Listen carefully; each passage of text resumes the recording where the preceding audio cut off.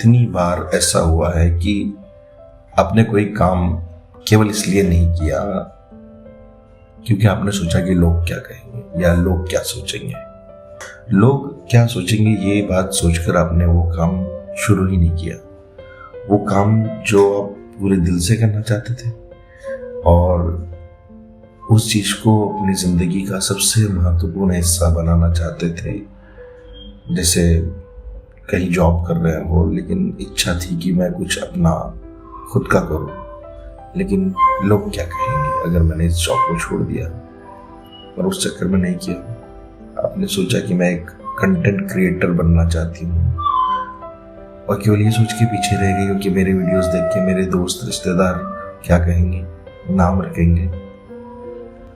ये जो क्या कहेंगे लोग, ये सबसे बड़ा रोग है। इस रोग ने इतने लोगों की जो कला है या टैलेंट है उस कला की हत्या की है।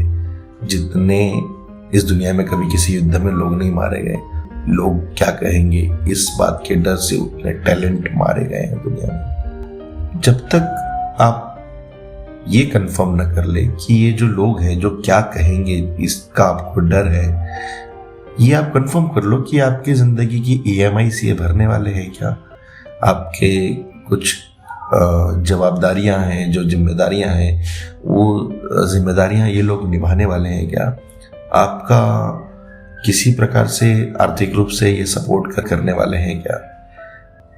अगर ये लोग आपका सारे खर्चे उठाने के लिए तैयार हैं तो फिर आप बिल्कुल बिंदास होकर इन लोगों की फिक्र कीजिए कि नहीं भाई ये लोग क्या कहेंगे, अगर ये लोग नाराज हो गए तो है ना, दोनों टाइम के खाना खाने की मेरे परेशानी हो जाएगी। बट जब ऐसा कुछ है ही नहीं तो फिर इन लोगों की चिंता क्यों करना है। 90% लोग जो होते हैं, ये जो क्या कहेंगे वाले लोग होते हैं, ये 2 दिन में किसी भी बात को भूल जाते हैं। अब देखो, बड़े से बड़े राजनेता ने कहीं कोई भाषण दे दिया, 2 दिन मीडिया में बात होती है, तीसरे चौथे दिन तो वो दोनों राजनेता खुद आपस में बैठ के पार्टी कर रहे हैं। लेकिन 2 दिन से ज्यादा ये क्या कहेंगे लोग वाला रोग टिकता नहीं है। तो इस बारे में ज्यादा सोचने की, ज्यादा परेशान होने की जरूरत आपको नहीं है। पिछले जमाने में मतलब हम जब हमारे पूर्वज लोग हुआ करते थे, हमारा एक समाज में रहने का तरीका था, और अगर कोई व्यक्ति समाज की आशाओं से, उनकी अपेक्षाओं से, उनके रीति रिवाजों से, उनके परंपराओं से हटके अगर कुछ करता था तो उसे समाज में से निकाल दिया जाता था। और उस समय ऐसा था कि मतलब अगर समाज में से निकाल दिया तो उस व्यक्ति का जीना ही मुश्किल हो जाता था। तो उस समय से हमारा दिमाग में ये चीज भरी हुई है कि हमें समाज ने एक्सेप्ट करना चाहिए। हम जो भी चीज कर रहे हैं उस चीज को समाज ने अगर एक्सेप्ट नहीं किया तो ये अच्छी बात नहीं है। लेकिन आजकल वैसा है नहीं। आजकल सभी लोग अपने अपने, भाई किसी के पास इतना टाइम ही नहीं है।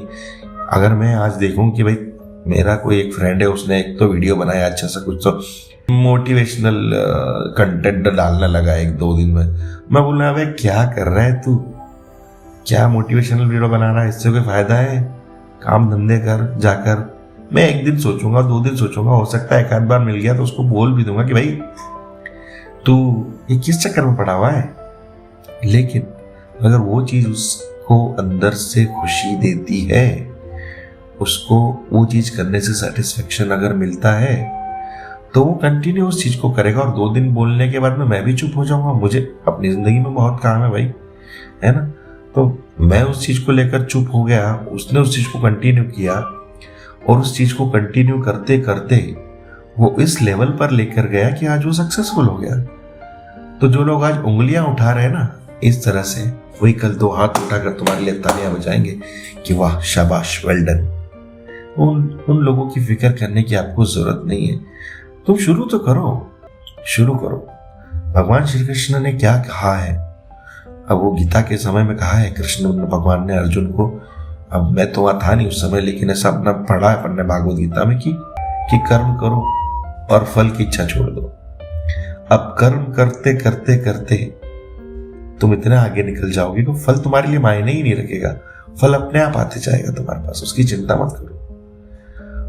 अपना जो भी सपना, जो भी इच्छा, अपनी हसरत तुमने दिल में दबा के रखी है कि यार लोग क्या कहेंगे, इसलिए मैं इस चीज को नहीं करूंगा, आज से उस चीज को शुरू करो। सुनो, सब ठीक हो जाएगा।